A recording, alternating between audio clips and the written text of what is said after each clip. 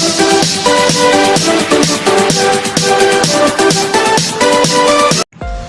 Friends, कैसे हो आप सब। Welcome again to my YouTube channel rising learning king star, जहां हम मस्ती से पढ़ाएंगे और आप मस्ती से पढ़ेंगे।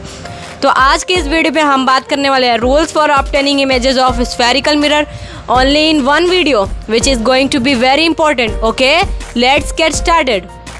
तो फ्रेंड्स, यहाँ पे हमें 4 रूल्स पढ़ना है, ठीक है, जो कि बहुत ज़्यादा इंपॉर्टेंट है क्योंकि इस पर बहुत ढेर सारे क्वेश्चन आते हैं। अगर आपको यही नहीं पता होगा तब आपके सर के ऊपर से सारे क्वेश्चन जाएंगे। ओके, उससे पहले आपको principal axis, principal focus, radius of curvature ये सब पता होना चाहिए, जो कि मैंने प्रीवियस वीडियो में बता रखा है। तो जाइए सर्च करिए राइजिंग लर्निंग किंग स्टार को और हमारे प्रीवियस एपिसोड्स को देखिए। ओके, क्योंकि अगर वो नहीं समझ में आएगा तो ये भी बिल्कुल नहीं समझ में आना। ओके, तो स्टार्ट करते हैं हम फर्स्ट रूल से कि फर्स्ट रूल क्या है rules for obtaining images of spherical mirror. जब भी कोई रे तो फ्रेंड्स, यहाँ पे हमें 4 रूल्स पढ़ना है, ठीक है, जो कि बहुत ज़्यादा इंपॉर्टेंट है क्योंकि इस पर बहुत ढेर सारे क्वेश्चन आते हैं। अगर आपको यही नहीं पता होगा तब आपके सर के ऊपर से सारे क्वेश्चन जाएंगे। ओके, उससे पहले आपको principal axis, principal focus, radius of curvature ये सब पता होना चाहिए, जो कि मैंने प्रीवियस वीडियो में बता रखा है। तो जाइए सर्च करिए राइजिंग लर्निंग किंग स्टार को और हमारे प्रीवियस एपिसोड्स को देखिए। ओके, क्योंकि अगर वो नहीं समझ में आएगा तो ये भी बिल्कुल नहीं समझ में आना। ओके, तो स्टार्ट करते हैं हम फर्स्ट रूल से कि फर्स्ट रूल क्या है rules for obtaining images of spherical mirror. जब भी कोई रे इन्फिनिटी से आएगी और अगर वो प्रिंसिपल एक्सिस के पैरेलल होगी तो वो हमेशा फोकस के पॉइंट से पास होगी, या फिर कन्वेक्स मिरर के केस में आप बोल सकते हो कि वो ऐसा अपीयर होगी कि वो वहाँ से आ रही हो। Okay, a ray that is parallel to principal axis will pass through focus after getting reflect.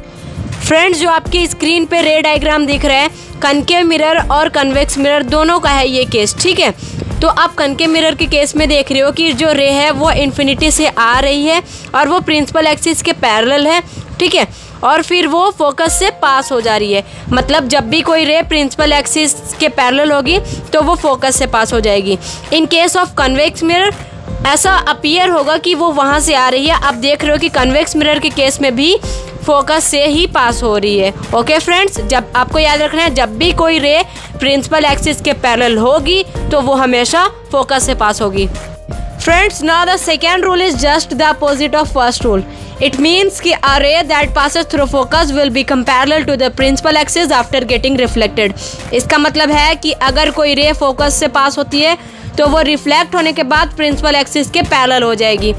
वहीं हमारा पहला रूल ये कहता था कि अगर कोई रे प्रिंसिपल एक्सिस के पैरेलल है तो वो फोकस से पास हो जाएगा, और सेकेंड रूल ये कहता है कि अगर कोई रे फोकस से पास होती है तो वो प्रिंसिपल एक्सिस के पैरेलल हो जाएगी, ठीक है। दोनों में कनेक्शन है, आप समझ सकते हो कि पहला रूल ये कहता है कि अगर कोई रे प्रिंसिपल एक्सिस के पैरेलल है तो वो फोकस से पास हो जाएगी, और जस्ट उसका अपोजिट अगर कोई रे फोकस से पास होती है तो वो प्रिंसिपल एक्सिस के पैरेलल हो जाएगी। फ्रेंड्स, जो आपके स्क्रीन पे रे डायग्राम दिख रहा है, कनकेव मिरर और कन्वेक्स मिरर दोनों का मैंने केस लिया। अब आप देख रहे हो कि रे फोकस से पास हो रही है, फिर वो रिफ्लेक्ट होने के बाद प्रिंसिपल एक्सिस के पैरेलल हो जा रही है। In the case of convex mirror वो ऐसा अपीयर हो रही है, ठीक है, बट फोकस से जब भी पास हो रही है तो वो प्रिंसिपल एक्सिस के पैरेलल हो जा रही है। Now let's proceed to the rule number 3। Rule number 3 मेरा क्या कहते हैं, a ray passing through centre of curvature of a concave mirror will reflect back along the same path. मतलब सेंटर ऑफ कर्वेचर से जो रे पास करेगी वो फिर जिस रास्ते से आई होती है वो अपने रास्ते चली जाती है, ठीक है। रूल नंबर 3 हमारे ये कहता है कि सेंटर ऑफ कर्वेचर से जब रे पास होती है रिफ्लेक्ट होने के बाद वो अपने ही रास्ते पे चली जाती है। फ्रेंड्स, जो आपकी स्क्रीन पे रे डायग्राम दिख रहा है, आप देख रहे होगे कनकेव मिरर के केस में सेंटर ऑफ कर्वेचर से रे पास हो रही है, फिर वो रिफ्लेक्ट होकर के वही डायरेक्शन में चली जा रही है। Ray passing through centre of curvature of a concave mirror और towards the direction of centre of curvature of a convex mirror reflects back along the same. Okay friends, अब रूल नंबर 4 बहुत ही ज़्यादा simple है और आपको पता भी है। आप वर्डिंग के ऊपर मत जाओ, बस मैं जो कह रहा हूँ वो सुनो। रूल नंबर 4 बस यही कहता है कि जो एंगल ऑफ इंसिडेंस है वो एंगल ऑफ रिफ्लेक्शन के इक्वल होगा हमेशा, और वो हर टाइप के मिरर के लिए फॉलो करेगा, चाहे वो प्लेन मिरर हो या फिर स्फेरिकल मिरर या फिर आप कह सकते हो कनकेव मिरर या फिर कन्वेक्स मिरर, जो कि हमारा लॉ ऑफ रिफ्लेक्शन भी है, that angle of incidence is equals to angle of reflection always. Too easy. Okay, एक बार इसका भी रे डायग्राम देख लो। रे डायग्राम एग्जाम टाइम में बनाओगे तो और भी अच्छी बात है। ओके, आप देख रहे हो कि कनकेव मिरर या फिर कन्वेक्स मिरर, दोनों के केस में हमारा laws of reflection number first, that is angle I equals to angle R always follow कर रहा है, जो कि हमने रे डायग्राम के द्वारा भी दिखाया है। ओके फ्रेंड्स, लेते हैं यहाँ पे एक क्विक रिकैप।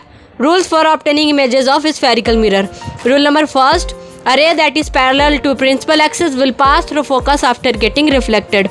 जो भी रे प्रिंसिपल एक्सिस के पैरेलल होगी वो रिफ्लेक्ट होने के बाद फोकस से पास करेगी।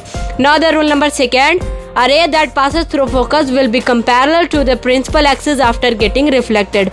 जो भी रे फोकस से पास होगी वो रिफ्लेक्ट होने के बाद प्रिंसिपल एक्सिस के पैरेलल हो जाएगी। Okay, now the rule number third, if a ray passes through a center of a curvature then it will reflect along the same path। अगर कोई रे सेंटर ऑफ कर्वेचर से पास होगी तो वो रिफ्लेक्ट होने के बाद उसी रास्ते से वापस चली जाएगी। Okay, now the rule number fourth, that is angle of incidence is always equals to angle of reflection for every type of mirror, either plane और स्फेरिकल। फ्रेंड्स, ये रहा rules for obtaining images of spherical mirror.